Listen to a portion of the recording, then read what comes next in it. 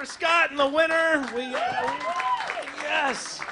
I love the raffle. I'm a gambling man, so what I usually do is drink a lot and then hope I fucking win. It's good to be here. We got people from France. We got people from all over. I love the French accent. It's amazing, right? You know what accent isn't amazing? The Boston accent. Sorry, dude. Your accent sucks. I flew into Boston. We flew in. There was a girl there, and she was a 10. And she was holding a sign for me I was getting a ride from them to the college. And this girl was, a knockout. She was a 10, but then she opened her mouth. What came out was awful. She's like, hey, Mark, I had to go pack. I didn't know whether to get in the car or throw bread.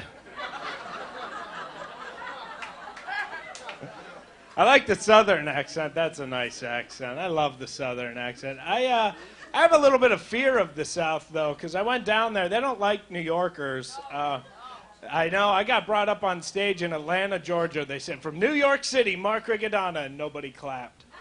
I get up on stage. I take the mic out of the stand. This old lady in the front row yells out at me. She's like, fucking Yankee. I didn't know if she was talking about the Civil War or Major League Baseball. All I was thinking is either way, we won.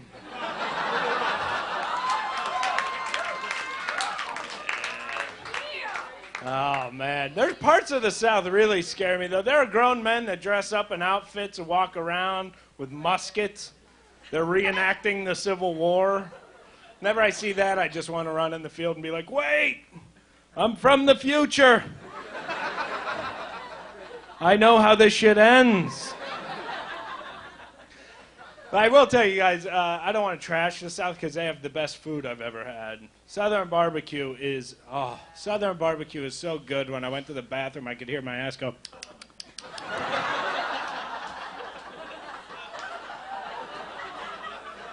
It's good barbecue.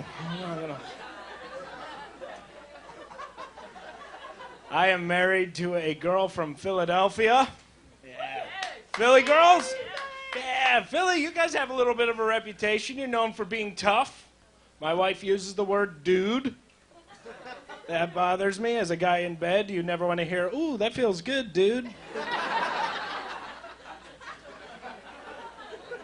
She's a good girl. When we got married, I did the right thing. I asked her mom first. That's the way to do it. I asked her mom. Her mom goes, oh, my God, Mark, whatever you do, don't buy a ring. Angie wants her great-grandmother's ring. It's a family heirloom from Sicily. Do not buy a ring. I was like, hell yeah.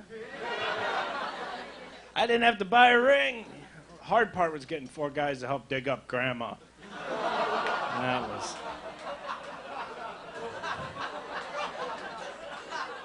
was a tough one. Angie and I do not have children. I want a son. I'd really love to have a son. If I have a son, I'm naming the first one after my father's father, calling him Grandpa. Wouldn't that be a great name for a kid? I show up to a Little League game drunk. Come on, Grandpa, wake up! Joke aside, I do want to name my first kid after my grandfather. My grandfather was amazing. He told me I could do anything I want with my life. And I had this teacher in high school who said I couldn't. She failed me senior year because I wrote a paper called the Shadow Report. Now, the Shadow Report is where you follow the person who has the job you want for the rest of your life. You write a paper. She failed me because I followed my grandfather, and according to her, retirement isn't a job. But I looked at it like this. My grandfather woke up whenever he wanted. He watched TV. He drank beer. And on Friday, got a check in the mail. Go, I want to do that shit. She goes, you can't, Mark. No such job. I ran into her a year ago. She's like, what are you doing with your life? I go, I'm a comedian. I travel all over the world. I wake up whenever I want. I watch TV. I drink beer, and I get paid. Guess I won, bitch. Yeah. Dreams come true, my friends. Yeah. Teaching is a hard job. My wife's a teacher. Teaching's very different now than it was when we were young. I read in the newspaper there was a lady, and she got caught sleeping with her students. Where were those teachers when we were in school, am I right? whenever they catch him, first thing they do when they catch him is interview the mom in the news. Now, I don't feel bad for the mom. I feel bad for the dad. Because he has to act disappointed. Could you imagine? Just being that father and getting that phone call. The phone rings, you're like, hello? Is Mr. Riccadonna there? Yes, he is. This is Officer Johnson down at the NYPD. We caught your kid bending the math teacher over.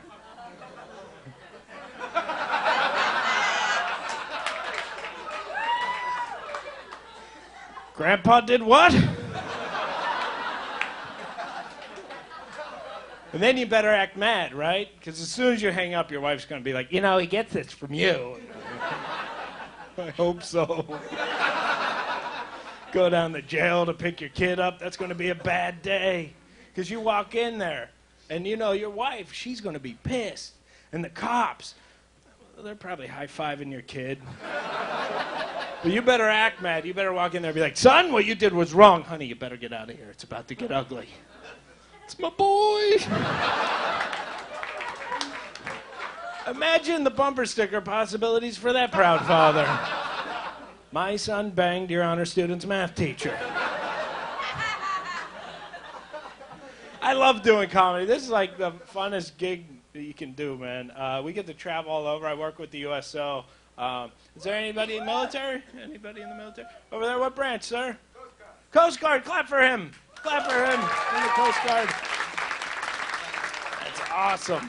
We got the last tour we went on. We went through the South Pacific, then we went to the Middle East and North Africa. We got to shoot like guns and ride in tanks. But the coolest thing we saw when we were over there is when we were in North Africa, we saw 2 turtles fucking.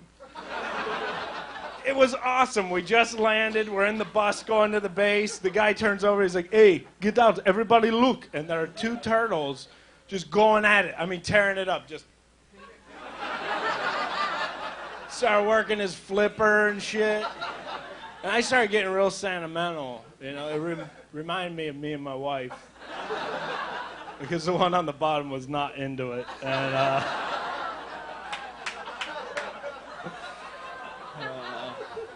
but I had a very embarrassing thing happen to me while I was over there. I was over and... when you're in the Middle East, you're not allowed to take ground transportation. Anywhere you go, you have to actually fly in helicopters. And the Army flies the helicopters. They're called the Werewolves. They fly Black Hawk helicopters. They were with us the entire time. They were our security. They took us to the gigs. And we went into this one base called Al-Assad. And as we were flying into Al-Assad, Carlos, the pilot, turns to me and goes, "Hey, Mark, just so you know, every American on this base is a Marine. So when you get on base tonight, make fun of the Marines." I'm not stupid, but I'm dumb, because I made fun of the Army. They were my ride home. I made every joke about Carlos the entire night. As soon as we got off stage, we all went to eat. A bunch of Marines are sitting with us. Carlos tells me, he goes, "Hey, you want to impress these guys? Dare you to eat a whole bowl of Al-Assad chili. This stuff is hot." Now I'm up for a challenge, especially a food challenge. So I go up and I go to get it. But what they didn't tell me is no Americans eat Al-Assad chili. This is what they make the Iraqis that work on base. Our bodies aren't used to the spices, the curry, the ground up glass and shit. But I ate the whole bowl. And as soon as I took the last bite, Carlos goes, "All right, we got to get on the chopper. We got another gig to get to." I wasn't thinking. I was cocky. I just started walking toward the chopper like, "Yeah, we got to get to that next gig, right? Hopefully they got hot chili there." And everybody's just sitting there watching. Carlos goes, "You know what, Mark? You ate all that chili. We're going to let you sit in the hurricane seat." I get to sit in the hurricane seat? They go, "Yeah, you do." I go, "What's the hurricane seat?" "It's the best seat on the chopper. It's in the dead center." So I get to sit there, and I get in, I climb, I'm all excited. I'm sitting there. There are 2 pilots right in front of me, 250 caliber machine gunners. 3 Marines are riding with us. They get in right behind us, and the helicopter takes off. Very smooth, just. And I felt a bubble. And I started sweating. And then as we pulled forward, I realized what it was like to be pregnant. There was something inside of me. And it was coming out. With or without my permission. But I watch a lot of TV. So I started doing breathing exercises. I start cramping up so badly, my feet go in the air, and I'm like... Carlos turns and looks, starts laughing. Hey, Riccadonna, hold on. I felt the bubble rise. Yeah, no, I didn't shit myself, per se. I'll say I tweeted more than I blogged.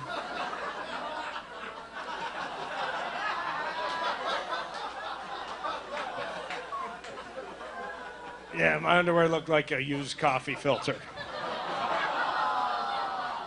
In that moment, there are two emotions that will come over somebody, and one's panic, because I shit myself, you know? But the other was relief, because it dawned on me I'm in a helicopter, which is basically a giant fan. The doors are wide open. I might get away with this shit. Now I'm sitting there, and, you know, in my Irish diaper, and I turn and look behind me, and I see 3 Marines go like this.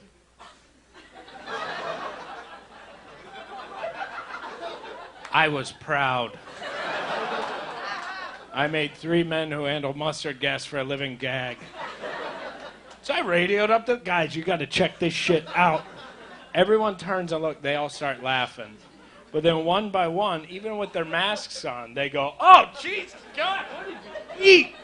What I didn't realize is I was in the hurricane seat, which meant I was the eye of the storm.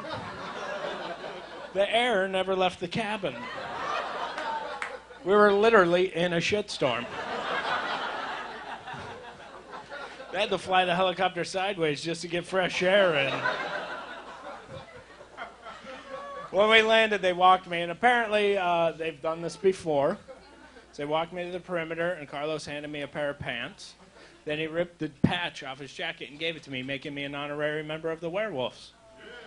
Proudest moment of my life.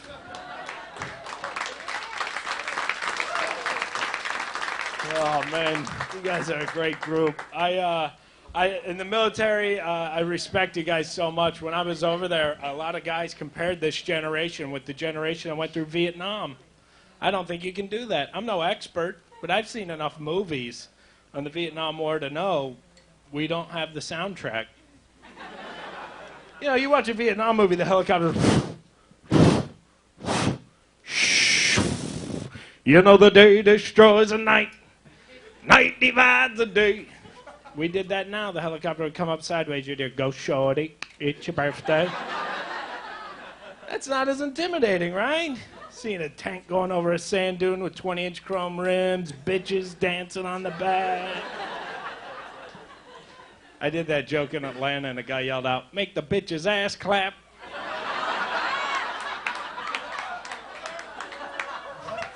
I guess that's a saying, you know. He's like, you drop it down, make it clap.